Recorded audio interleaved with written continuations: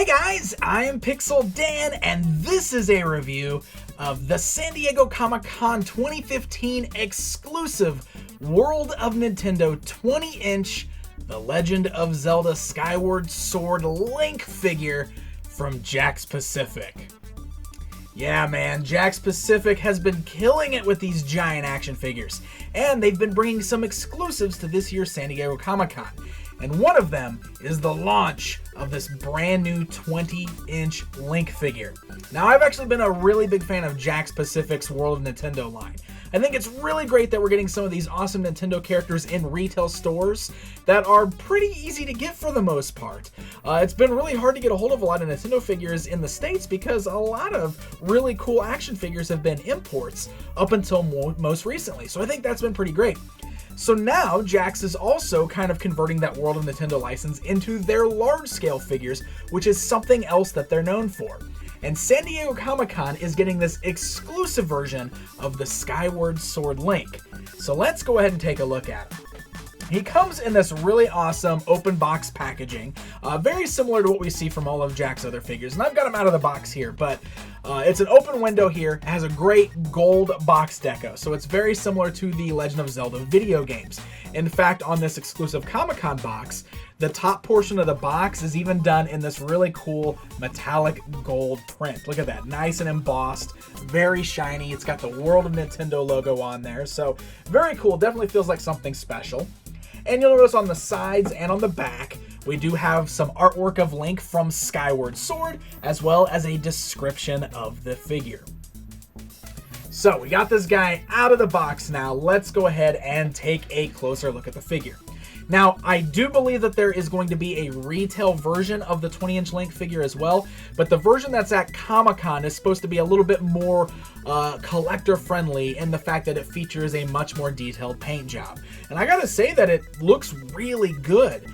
It is based on his Skyward Sword outfit. Of course, Link's outfit is always very similar with the green cap, the green tunic, but it's got that kind of extra little deco that we see from Skyward Sword. And overall, the sculpt of this guy is really nicely done. I mean, Jakks did a great job of capturing exactly what you would expect Link to look at in this large-scale 20-inch figure form. And the detailing on it, as I mentioned, is actually pretty good.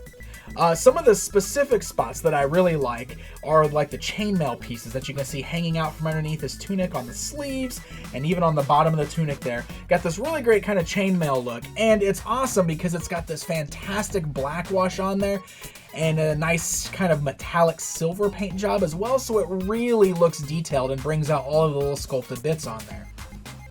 The green tunic that he's wearing is also textured, so it's got a bit of a cloth look to it. The upper body is all sculpted. It's part of the mold, so it's just plastic, but the lower portion is actually a flexible plastic, so that way it doesn't hinder the leg articulation, which is really cool. He also has the blue earrings attached to his pointy ears, and those are painted in a nice metallic blue color, so they really shine and stand out there. And the rest of the colors on here are very clean and vibrant, and it's just a really nice looking piece. The thing that's really cool about this is he also comes with several accessories. So first of all, he's got the sword scabbard and the Master Sword. Because Link can't be Link, he can't be fighting the forces of Ganondorf without the infamous Master Sword. And the Master Sword, as you can see, is massive on its own. I mean, it comes all the way up to his shoulder. It's a very sturdy build, really nice looking piece. And the handle on this is beautifully painted because it's got this great metallic dark blue with some nice metallic light blue kind of wraps going around the handle, some really nice metallic golds. The blade itself is mostly this light blue, but the edges of the blade are done in this beautiful metallic silver. So the sword looks beautiful on this exclusive piece. The scabbard is nicely detailed as well. It's kind of got that same metallic blue and gold look to it. Got the Triforce on there, and it looks awesome.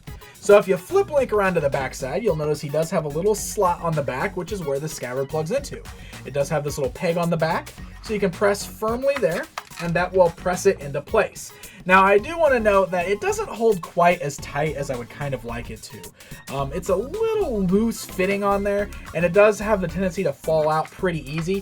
It doesn't just like fall out, but as you can see, it's pretty easy to remove it. I mean, there's not a lot of effort that needs to go into it. And when you're kind of posing them around, you will have instances where you might bump into it. So before we go any further, why don't we go and talk about that articulation? The large-scale action figures from Jakks Pacific usually have a very basic articulation scheme, but Link here actually has a bit more articulation than we usually see on some of the Jakks large-scale figures. The head is able to turn left and right, and that right there is the first thing I wanted to show you.